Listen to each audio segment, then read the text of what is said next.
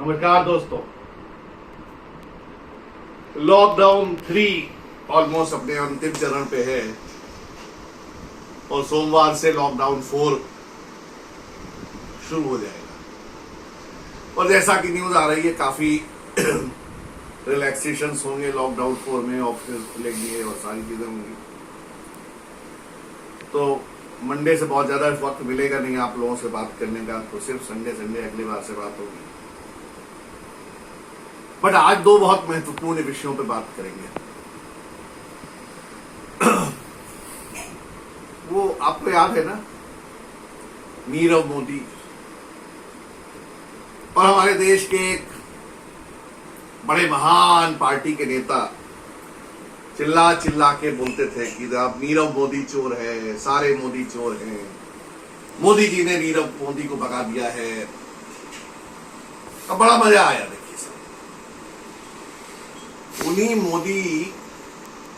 नीरव मोदी ने एक साहब को यूके की कोर्ट में अपने सपोर्ट में एज ए विटनेस बुलाया। पता है आपको वो साहब कौन थे?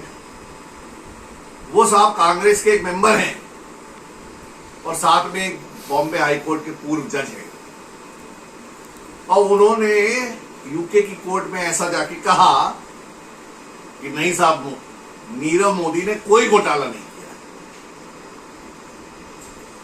अब मुझे नहीं पता कि वो जज साहब सच क्या झूठ बोल रहे हैं या राहुल गांधी साहब क्या झूठ बोल रहे हैं,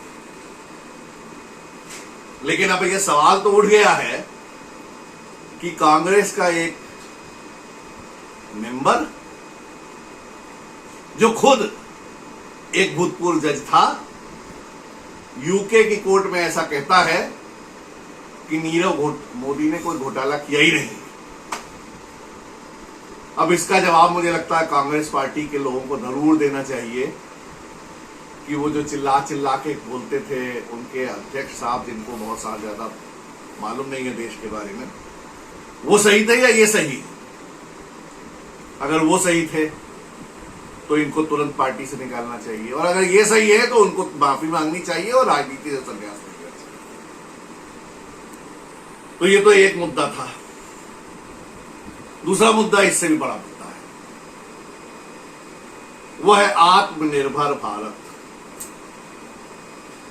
आत्मनिर्भर भारत। और पिछले 4 दिनों में जो सरकार ने घोषणाएं करी हैं भारत को अपने पैरों पे खड़ा करने के लिए, भारत की अर्थव्यवस्था को दुनिया से टक्कर देने के लिए, इससे बढ़िया घोषणाएं नहीं हो सकती।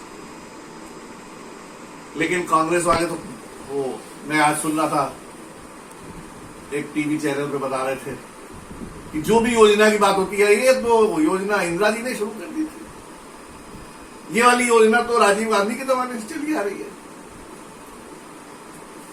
तो भैया मुझे बता दो, ये डायरेक्ट बेनिफिट जो ट्रांसफर का हो रहा है, जो लोगों को अकाउंट में ट्रांसफर जाने लगा है, ये कब से जाने लगा है? इंदिरा जी के जमाने जा रहा था या आज अभी जो एमएसएमई ने बिना कोलेटरल्स के लोन दिए जा रहे हैं, क्या इंदिरा जी के जमाने में दिए जाते? हाँ, उनके जमाने में कुछ खास लोगों को, नीरव मोदी और मतलब मनमोहन सिंह के जमाने में नीरव मोदी, विजय माल्या वगैरह को दिए गए, लेकिन उसके अलावा नहीं दिए गए, आम आदमी को नहीं दिए गए। तो सरकार ने भारत को, अर्थव्यवस्था को पटना सिर्फ पटरी पे लाने के लिए बल्कि एक बहुत अच्छे डिसीजन किए। लेकिन मैं कल देख रहा था, और हर छोटे सेगमेंट को भी उन्होंने बड़ा वो किया है, लाइक बी हाईविंग। अब कोई सोचता ही नहीं कि फार्मिंग में बी हाईविंग भी एक छोटा सा सेगमेंट है जिसके लिए हमें कुछ करना चाहिए। खुर पका मुंह पका रोग, कोई आज तक किसी ने सोचा ही नहीं कि देश में अगर 53 करोड़ के करीब वो बैल और पशुधन है तो उसका सबका वैक्सीनेशन करना चाहिए, किसी ने नहीं सोचा है। लेकिन जब कांग्रेस वाले उस बैठते हैं टीवी पर, सब बता देते हैं, सब सोचा था, नेहरू जी ने सोच के चले गए थे, कर कुछ नहीं पाए बेचारे, बस सिर्फ सोचते रह गए थे। और उसके बाद इंदिरा गांधी, राजीव गांधी, नेहरू, फिर ये मनमोहन सिंह, फिर ये वो सब सोचते रह गए, सोचते बहुत थे सब, इसीलिए कुछ कर नहीं पाए। मोदी जी क्या है कि वो काम कर रहे हैं। तो सर देश एक अच्छे रास्ते पे चल पड़ा है। ये निश्चित हो गया है कि भारत आने वाले समय में आत्मनिर्भर बनेगा, ये पक्का हो गया। तो सवाल ये है कि आज लोग कहते हैं कि इससे क्या, एमएसएमई को लोन देने से क्या होगा? अरे एमएसएमई को लोन देंगे, कारखाना चलेगा तभी तो नौकरियां मिलेंगी। गांव में पशुधन बढ़ेगा तो डेयरी प्रोडक्शन बढ़ेगा, एग्रीकल्चर बढ़ेगा, फार्मिंग बढ़ेगी। तो आज देखिए सरकार ने खोल दिया है कि फार्मर भी खुद ही एक्सपोर्ट भी कर सकता है, उसे किसी एक्सपोर्टर के पास जाने की जरूरत नहीं है। पोर्टल बन जाएगा, वो खुद एक्सपोर्ट कर लेगा अपने वहां, तो नेचुरली उसकी आय बढ़ जाएगी। और आलू प्याज वगैरह को एसेंशियल कमोडिटी से हटा दिया गया, तो उसको जरूरी ये देश में नहीं बेचना है, वो विदेश में भी आलू प्याज अपना बेच सकता है। ये तमाम इस तरह के सरकार ने जो लिए हैं निर्णय, ये कोई आम निर्णय नहीं है। ये भारत को विश्व गुरु बनाने के रास्ते की शुरुआत है। जैसे आज उन्होंने कहा कि सब एविएशन सेक्टर में जितने भी क्राफ्ट्स हैं, चाहे वो सरकारी हो या एयरफोर्स के हो, किसी के भी हो या प्राइवेट हो, वो सब दूसरे कंट्रीज में जाते हैं मेंटेनेंस के लिए। तो हम मेंटेनेंस का पूरा स्ट्रक्चर अपने यहां खड़ा करेंगे। जब अपने यहां खड़ा होगा मेंटेनेंस का स्ट्रक्चर, तो नेचुरली लोगों को नौकरी भी मिलेगी, इंजीनियर्स को, और साथ में खर्चा भी कम हो जाएगा। दोनों बातें होंगी। तो इस तरह से तमाम एक सारे गवर्नमेंट ने मेडल लिए। लेकिन एक बात मैं फिर बता दूं, आप किसी भी कांग्रेसी समर्थक से पूछ लीजिए, वो जो है व्हाट्सएप पे उल्टी सीधी फोटो डाल देगा, तारों की फोटो डाल देगा, घोड़ों गधों की फोटो डाल देगा कि साहब ऐसा है ये। हाँ भैया, तुमको तो गधों को गधा ही समझ में आता है, तो ऐसा नहीं है, बड़ा सिंपल है। और इसलिए मैं सबको एक बार फिर कहता हूं कि जो ये सरकार कर रही है उसका समर्थन करें। भारत को आत्मनिर्भर बनाने के लिए जो भी हर आदमी सहयोग कर सकता है उसे करना चाहिए।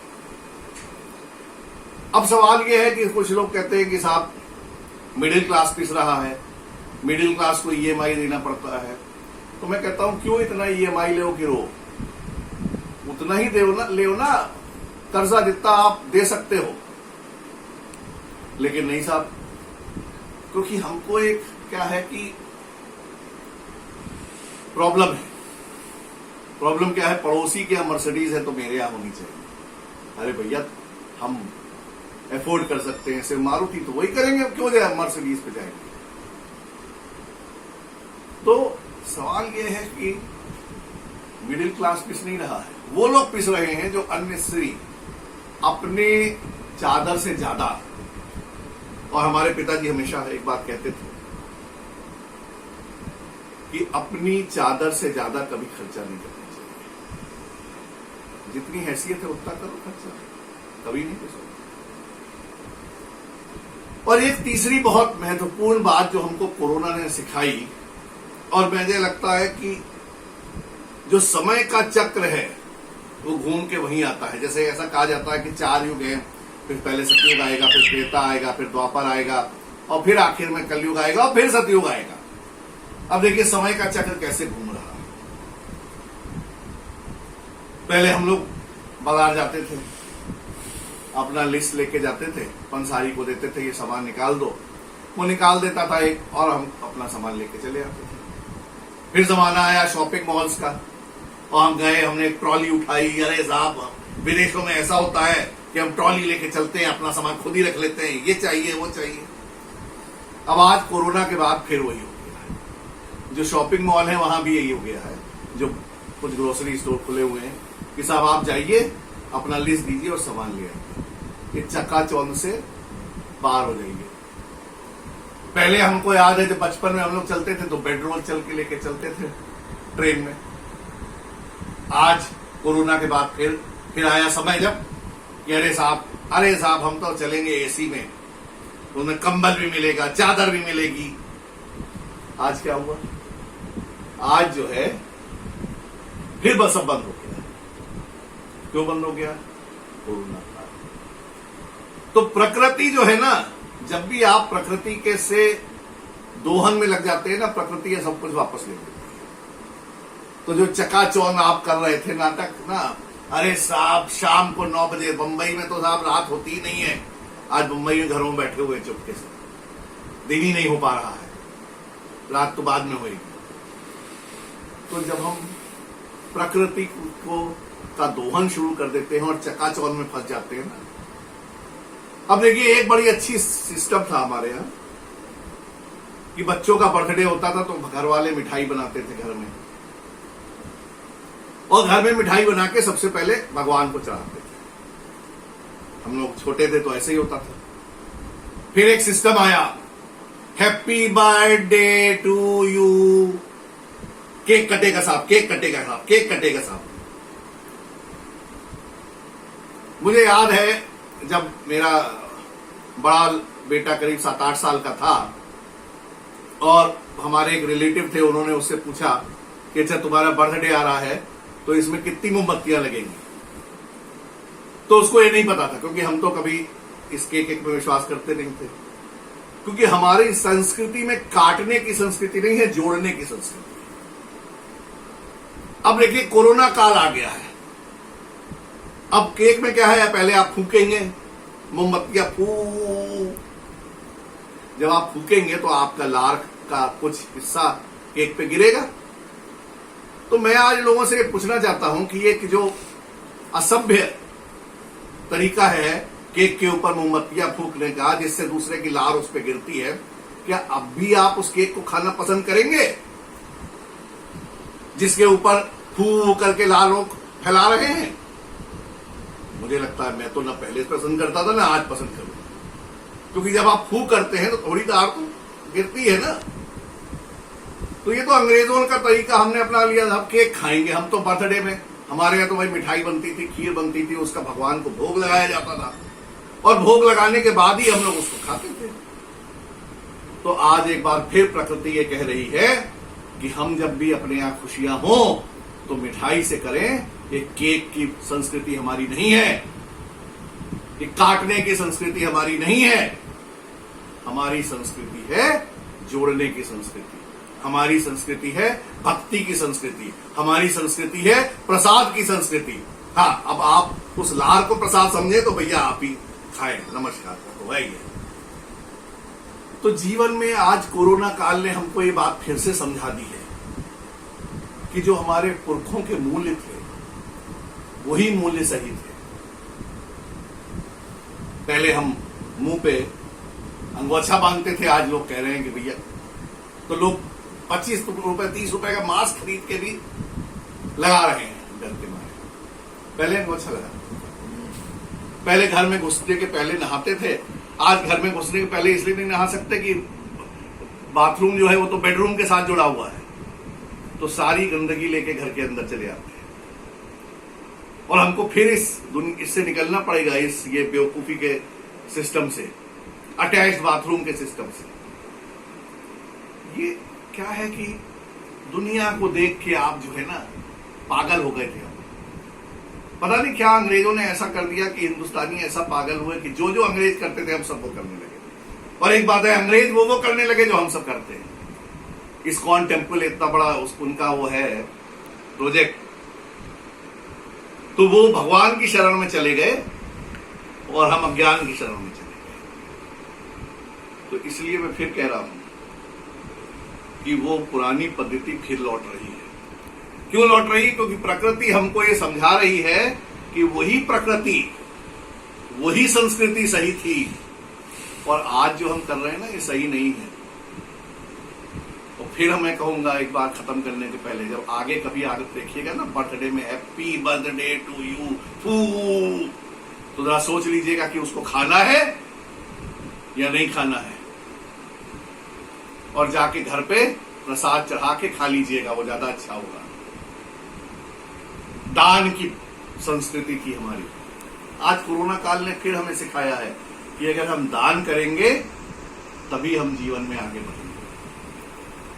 गरीब बहुत मजदूर हैं जो उनको कुछ नहीं खाने के लिए, उनको दान करिए। अरे क्या हो जाएगा आपको, आपने अगर 200-400 500 1000 रुपए का दान कर दिया तो कोई गरीब नहीं हो जाता है।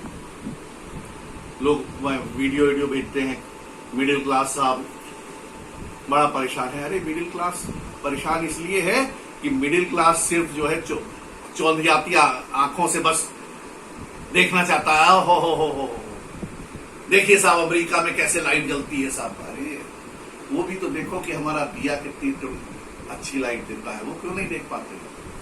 देखिए साहब अमेरिका में अंग्रेजी कितनी अच्छी बोलते हैं, अरे हम हिंदी कितनी अच्छी बोलते हैं वो क्यों नहीं बताते हो। हम संस्कृत कितनी अच्छी बोल सकते हैं वो क्यों नहीं दिखाते हो। हम अपनी जब तक अपनी क्षमताओं को और अपनी प्राकृतिक सांस्कृतिक विरासत को जब तक हम ऊंचाई पे नहीं ले जाएंगे हमारा यही हाल होता है। अभी सरकार ने कहा और सब लोग भी ऐसा जान ही रहे हैं कि अब आपको कोरोना के साथ रहना पड़ेगा, और अगर कोरोना के साथ रह के कोरोना से लड़ाई करनी है तो आपको भारतीय संस्कृति को अपनाना पड़ेगा और पाश्चात्य संस्कृति को छोड़ना पड़ेगा। यही कोरोना से लड़ने का एकमात्र तरीका है, कोई दूसरा तरीका नहीं है। आज सारी दुनिया सोशल डिस्टेंसिंग कर रही है, मुंह पे मास्क लगा के जा रही है। हम गमछा लगा के जाते थे, उसमें कोई प्रॉब्लम नहीं। आज सारी दुनिया जो है आने वाले समय में ये केक पे फू करना बंद कर देगी, फिर भी करेंगे तो बेवकूफी में करते रहेंगे। तो इसलिए मैं फिर बार बार कहता हूं कि अपनी संस्कृति को पहचानिए, अपनी सभ्यता को पहचानिए और अपनी सभ्यता को और संस्कृति को इतना बढ़ावा दीजिए कि हम फिर एक बार विश्व गुरु हो जाए, फिर से भारत सोने की चिड़िया कहलाए। और भारत वैसे अब सोने की चिड़िया नहीं रह गया, लेकिन वो बन सकता है, फिर से विश्व गुरु जरूर बनेगा मोदी जी के नेतृत्व में। और जो लोग जिनको जीरो भी गिनना नहीं आता, फेल हो गए, यूनिवर्सिटीज में गए, एडमिशन लिया, फेल हो गए, कुछ नहीं पता लगा क्या हुआ उनका, वो अर्थव्यवस्था के बारे में कोई टिप्पणी न करें, वो ज्यादा अच्छा है। और वो सिर्फ ये बता दें कि अभी मोदी और सिर्फ जो उनके मोदी साहब वहां चले गए हैं वो गिल्टी हैं कि नहीं। तो दोस्तों इसी के साथ शायद अब अगले इतवार को ही टाइम मिलेगा, बट मैं एक बार फिर आपसे कहूंगा कि इन चीजों पे विचार करें और भारतीय संस्कृति जिसका दुनिया में कोई सानी नहीं है, उस संस्कृति को फिर से सारी दुनिया में फैलाएं। नमस्कार दोस्तों।